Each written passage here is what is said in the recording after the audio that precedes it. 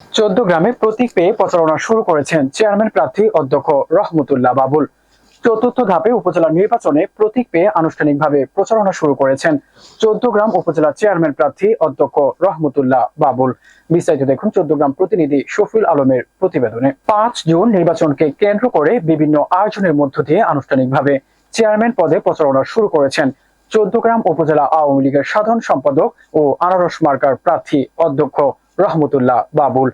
বুধবার returning officer Comilla কার্যালয় থেকে আনারস মার্কা প্রতীক পাওয়ার পর বিকেলে স্থানীয় মিয়া বাজারস্থ আওয়ামী লীগের কার্যালয় থেকে অধ্যক্ষ রহমতুল্লাহ বাবুলের নেতৃত্বে একটি বড় মিছিলের মাধ্যমে আনুষ্ঠানিকভাবে প্রচারণা শুরু করে। মিছিলটি মিয়াবাজার মহাসড়কের বিভিন্ন এলাকা প্রদক্ষিণ করে আওয়ামী লীগের অফিসের সামনে এসে শেষ হয়। এ সময় আনারস মার্কায় ভোট চেয়ে বক্তব্য রাখেন আনারস মার্কার প্রার্থী অধ্যক্ষ রহমতুল্লাহ বাবুল।